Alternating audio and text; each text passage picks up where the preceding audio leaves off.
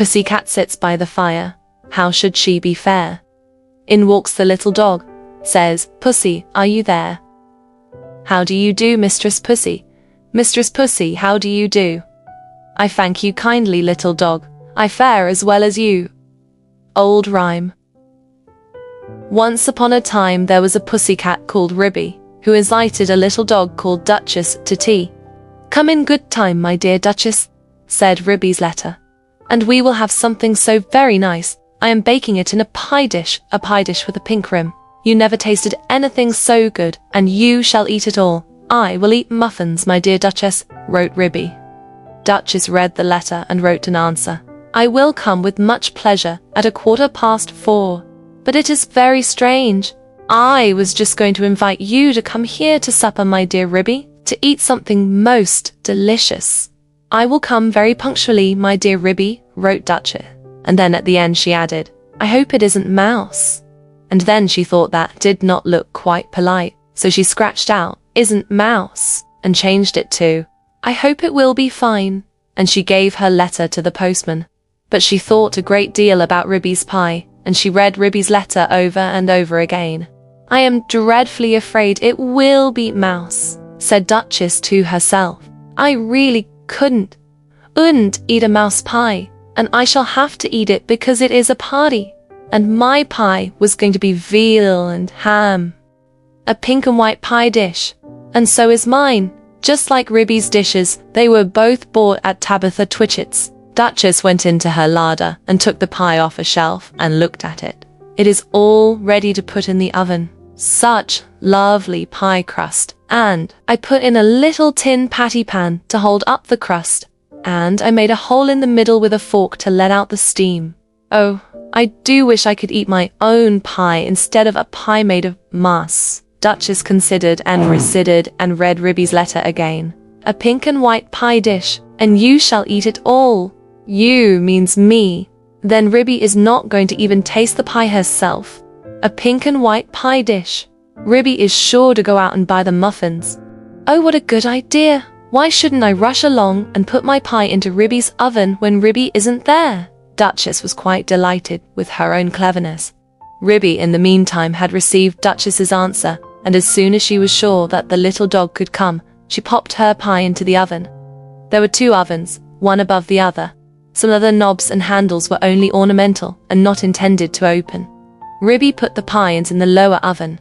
The door was very stiff. The top oven bakes too quickly, said Ribby to herself. It is a pie of the most delicate and tender mouth, minced up with bacon, and I have taken out all the bones because Duchess did nearly choke herself with a fishbone last time I gave a party. She eats a little fast, rather big mouthfuls, but a most genteel and elegant little dog, infinitely superior company to Cousin Tabitha Twitchit. Rue put on some coal and swept up the hearth. Then she went out with a can to the well, for water to fill up the kettle. Then she began to set the room in order, for it was the sitting room as well as the kitchen. She shook the mats out at the front door and put them straight. The hearthrug was a rabbit skin. She dusted the clock and the ornaments on the mantelpiece, and she polished and rubbed the tables and chairs. Then she spread a very clean white tablecloth and set out her best china tea set, which she took out were wall cupboards near the fireplace. The teacups were white with a pattern of pink roses, and the dinner plates were white and blue. When Ribby had laid the table, she took a jug and a blue and white dish and went out down the field to the farm to fetch milk and butter. When she came back, she peeped into the bottom oven. The pie looked very comfortable. Ribby put on her shawl and bonnet and went out again with a basket to the village shop to buy a packet of tea, a pound of lump sugar, and a pot of marmalade. And just at the same time Duchess came out of her house at the other end of the village. Ribby met Duchess halfway down the street, also carrying a basket covered with a cloth. They only bowed to one another. They did not speak because they were going to have a party. As soon as Duchess had got round the corner out of sight, she simply ran straight away to Ribby's house. Ribby went into the shop and bought what she required and came out, after a pleasant gossip with Cousin Tabitha Twitchit. Cousin Tabitha was discanter afterwards in conversation. Tsk, a little dog indeed, just as if there were no cats in Sorry. And a pie for afternoon tea, the very idea, said Cousin Tabitha Twitchit. Ribby went on to Timothy Baker's and bought the muffins. Then she went home. There seemed to be a sort of scuffling noise in the back passage as she was coming in at the front door. "I trust it is not that pie. The spoons are locked up, however," said Ribby. But there was nobody there. Ribby opened the bottom oven door with some difficulty and turned the pie. There began to be a pleasing smell of baked mouse. Duchess, in the meantime, had slipped out at the back door. "It is a very odd thing that Ribby's pie was not in the oven when I put mine in, and I can't find it anywhere. I've looked all over the house. I put my pie into a nice hot oven at the top. I could not turn any of the other handles. I think that they are all shams," said Duchess. "But I wish I could have removed the pie made of mouse. I cannot think what she has done with it. I heard Ribby coming, and I had to run out by the back door." Duchess went home and brushed her beautiful black coat, and then she picked a bunch of flowers in her garden as a present for Ribby, and passed the time until the clock struck 4. Ribby, having assured herself by careful search that there was really no one hiding in the cupboard or in the larder, went upstairs to change her dress. She put on a lilac silk gown for the party and an embroidered muslin apron and tippet. "It is very strange," said Ribby. "I did not think I left that drawer pulled out. Has somebody been trying on my mittens?" She came downstairs again and made the tea and put the teapot on the hob. She peeped again into the bottom oven. The pie had become a lovely brown, and it was steaming hot. She sat down before the fire to wait for the little dog. "I am glad I used the bottom oven," said Ribby. "The top one would certainly have been much too hot. I wonder why that cupboard door was open. Can there really have been someone in the house?" Very punctually at 4 o'clock, Duchess started to go to the party. She ran so fast through the village that she was too early, and she had to wait a little while in the lane that leads down to Ribby's house. "I wonder if Ribby has taken my pie out of the oven yet," said Duchess. "And whatever can have become of the other pie made of mouse?" At 4:15 to the minute, there came a most genteel little tap at the. "Is Mrs. Ribston at home?" inquired Duchess in the port. "Come in, and how do you do, my dear Duchess?" cried Ribby. "I hope I see you well." "Quite well, I thank you." "And how do you do, my dear Ribby?" said Duchess. "I've brought you some flowers." "What a delicious smell of pie," said Duchess. "Oh, what lovely flowers." "Yes, it is mouse and bacon," said Ribby. "Do not talk about food, my dear Ribby," said Duchess. "What a lovely white tea cloth. Is it done to a turn?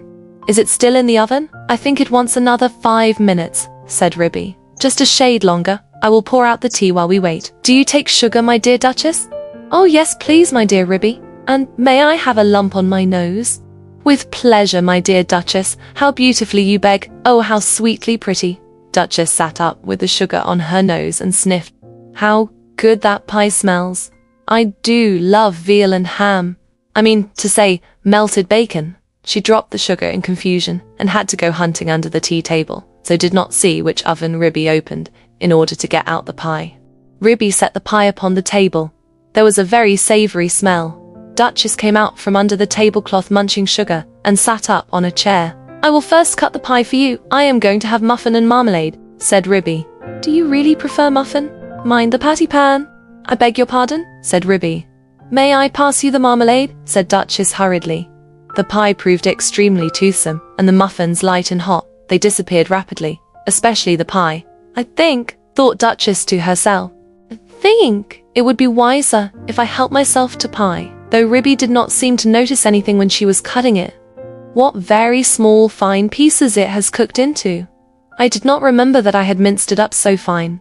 I suppose this is a quicker oven than my own. How fast Duchess is eating," thought Ribby to herself, as she buttered her 5th muffin. The pie dish was emptying rapidly. Duchess had had 4 helps already, and was fumbling with the spoon. "A little more bacon, my dear Duchess," said Ribby. "Thank you, my dear Ribby. I was only feeling for the patty pan." "Patty pan, my dear Duchess?" "The patty pan that held up the pie crust," said Duchess, blushing under her black coat. "Oh, I didn't put one in, my dear Duchess," said Ribby. "I don't think that it is necessary in pies made of mouse." Duchess fumbled with the spoon. "I can't find it," she said anxiously. "There isn't a patty pan," said Ribby, looking perplexed. "Yes, indeed, my dear Ribby. Where can it have gone to?" said Duchess. "There most certainly is not one, my dear Duchess. I disapprove of tin articles in puddings and pies. It is most undesirable, especially when people swallow in lumps," she added in a lower voice. Duchess looked very much alarmed and continued to scoop the inside of the pie dish. My great-aunt Squintina, grandmother of cousin Tabitha Twitchit, died of a thimble in a Christmas plum pudding. I never put any article of metal in my puddings or pies. Duchess looked aghast and tilted up the pie dish. I have only 4 petter pans and they are all in the cupboard. Duchess set up the hall. Oh, I shall die. I shall die. I have swallowed a petty pan. Oh, my dear Rimmy, I do feel so ill. It is impossible, my dear Duchess. There was not a petter pan. Duchess moaned and whined and rocked herself about. Oh, I feel so dreadful. I have swallowed a patty pan. There was nothing in the pie, said Ribby severely. Yes, there was, my dear Ribby. I am sure I have swallowed it. Let me prop you up with a pillow, my dear Duchess. Where do you think you feel it? Oh, I do feel so ill. All over me, my dear Ribby. I have swallowed a large tin patty pan with a sharp scallop edge. Shall I run for the doctor? I will just lock up the spoons. Oh, yes. Fetch Dr. Maggotty, my dear Ribby. He is a pie himself. He will certainly understand. Ribby settled Duchess in an armchair before the fire and went out and hurried to the village to look for the doctor. She found him at the smithy, who was occupied in putting rusty nails into a bottle of ink, which he had obtained at the post office. Gammon, said he, with his head on one side. Ribby explained that her guest had swallowed a packy pan. Spinach, said he, and accompanied her with alacrity. He hopped so fast that Ribby had to run. It was most conspicuous. All the village could see that Ribby was fetching the doctor. I knew they would overeat themselves, said cousin Tabitha Twitchit. But while Ribby had been hunting for the doctor, a curious thing had happened to Duchess, who had been left by herself sitting before the fire, sighing and groaning and feeling very unhappy. How could I have swallowed it? Such a large thing as a patty pan. She got up and went to the table and felt inside the pie dish again with a spoon. No, there is no patty pan. And I put one in, and nobody has eaten pie except me, so I must have swallowed it. She sat down again and stared mournfully at the grate. The fire crackled and danced, and something sizzled. Duchess started. She opened the door of the top oven. Out came a rich, steamy flavour of bean and ham, and there stood a fine brown pie, and through a hole in the top of the pie there was a glimpse of a little tin patty pan. Duchess drew a long breath. Then I must have been eating mouse. No wonder I feel ill. But perhaps I should feel worse if I had really swallowed a patty pan, Duchess reflected. What a very awkward thing to have to explain to Ribby. I think I will put my pie on the backyard and say nothing about it. When I go home, I will run round and take it away. She put it outside the back door and sat down again by the fire and shut her eyes. When Ribby arrived with the doctor, she seemed fast asleep. Gammon, Sactor, said the doctor. I am feeling very much better, said Duchess, waking up with a jump. I am truly glad to hear it. He has brought you a pill, my dear Duchess. I think I should feel quite well if he only felt my pulse, said Duchess, backing away from the magpie, who sidled up with something in his beak. It is only a bread pill. You had much better take it. Drink a little milk, my dear Duchess. Gammon, said the doctor, while Duchess coughed and choked. Don't say that again, said Ribby, losing her temper. Here, take this bread and jam and get out into the yard. Diamond and spinach, shouted Dr. Maggotty triumphantly outside the back door. I am feeling very much better, my dear Ribby, said Duchess. Do you not think I had better go home before it gets dark? Perhaps it might be wise, my dear Duchess. I will lend you a nice warm shawl, and you shall take my arm. I would not trouble you for worlds. I feel wonderfully better. One pill of Dr. Maggotty. Indeed, it is most admirable if it has cured you of a patty pan. I will call directly after breakfast to ask how you have slept. Ribby and Duchess said goodbye affectionately, and Duchess started home. Halfway up the lane, she stopped and looked back. Ribby had gone in and shut her door. Duchess slipped through the fence and ran round to the back of Ribby's house and peeped into the yard. Upon the roof of the pigsty sat Dr. Maggotty and 3 jackdaws. The jackdaws were eating pie crust, and the magpie was drinking gravy out of a paddy pan. "Yeah, man, he shouted when he saw Duchess's little black nose peeping round the corner. Duchess ran home feeling uncommonly silly. When Ribby came out for a pailful of water to wash up the tea thing, She found a pink and white pie dish lying smashed in the middle of the yard. The patty pan was under the pump, where Dr. Maggotty had considerately left it. Ruby stared with amazement. Did you ever see the like? So there really was a patty pan? But my patty pans are all in the kitchen cupboard. Well, I never did. Next time I want to give a party, I will invite Cousin Tabitha Twitchit.